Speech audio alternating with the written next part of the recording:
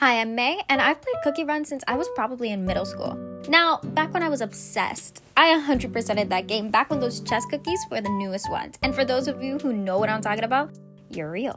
But it's been a long time since then, and now as an adult, I am an avid fan of Cookie Run Kingdom. So you better believe I was excited when I saw those new Beast Cookie, Eternal Sugar Cookie come out. Which is crazy because I'm only in World 2 of BCs, so the way that I'm behind is baffling. But with that being said, I still want that cookie. She's so pretty and it's insane, and I've tried, but Cookie Run must hate me because they still haven't given her to me yet. Oh my god, bro. Oh, hell no. So what did I do? I animated myself getting Eternal Sugar Cookie because if I can't get her in the game, then I can at least get her in my art. So settle down and let me take you through my process of animating probably one of my favorite cookies to date. If you've ever seen intros like Sailor Moon or Card Capture Sakura transformations, I wanted to kind of give that magical girl kind of essence because she looks magical.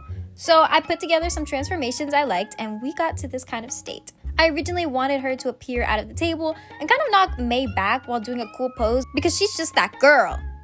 And we got to this animatic stage. I also really wanted to bring cards into this animation because I love Card Capture Sakura and their clone cards, and the designs of them are so cute. So I wanted to do that in my own way and put her face on the card too. This was the result of our first sketch in phase 1. Now I'm going to be using Procreate Dreams to animate this, and since there's no features that allow me to record my process fully, I just decided to make videos of every stage instead. Now on stage 2, animating. Now, I've never animated wings before, ever. So trying to figure out how to draw them was, to say a very new experience. To animate these wings, I ended up finding this great tutorial by Kuzillon on YouTube, and they go through a very thorough explanation on how to animate wings. So I'm going to link them down in my description if you want to learn how to animate wings because it's so good. And they explain it better than I probably can. But the main way I ended up animating these wings was through these 4 keyframes. Wing up, wing middle, wing down, and wing middle again, but in the direction it's facing. And with this method, I could animate the wings pretty easy. I feel one of the main parts of this stage was just kind of getting all the main parts animated and better visualizing the plan that was in my head. I feel like when I jump into it and just get started, I'm more likely to finish my project because I'm not overwhelmed by all these steps. Am I the only one who feels that way? I feel like when I plan and write down my list of items, it feels so heavy and I get nervous and freeze and I just don't do anything. Let me tell you, when I finished doing the rough animation, I got excited.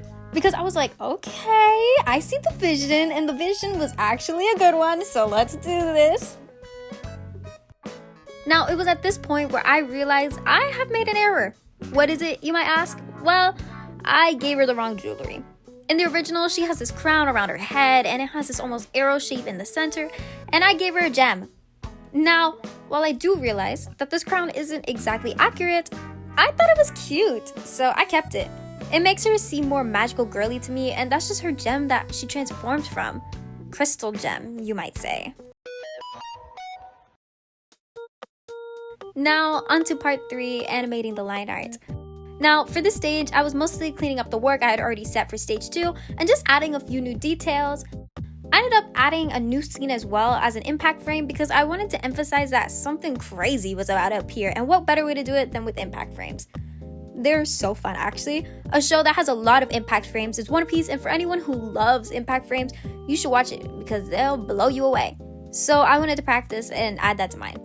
I also added a new scene of her getting out the card before her doing her thing, but I ended up scratching it out in the end because, to be honest, I didn't really like it, so she'll just be here in memory. For the last phase, we have coloring and compositing. Now, I grouped these together because I ended up not saving the coloring. And because, to be honest, I don't have a compositing software. So when I say compositing, I really just mean adding effects one at a time and adding shadows, shading, lighting, glow effects, and everything else on added layers because she's got to glow.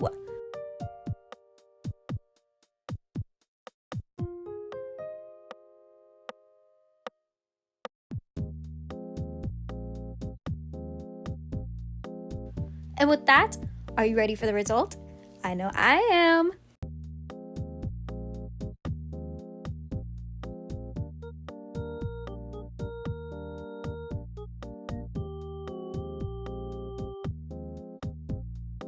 What do you guys think?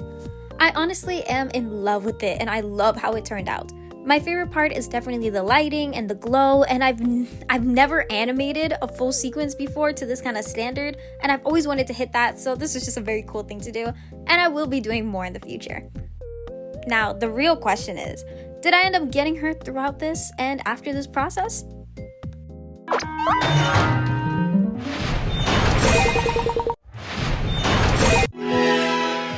No, I didn't. I still haven't, and I probably won't. But that's okay. We just carry on anyway. I hope you guys enjoy, and if you made it to the end of the video, thank you for watching. And how about subscribing? I'm kidding. Unless... Okay, bye.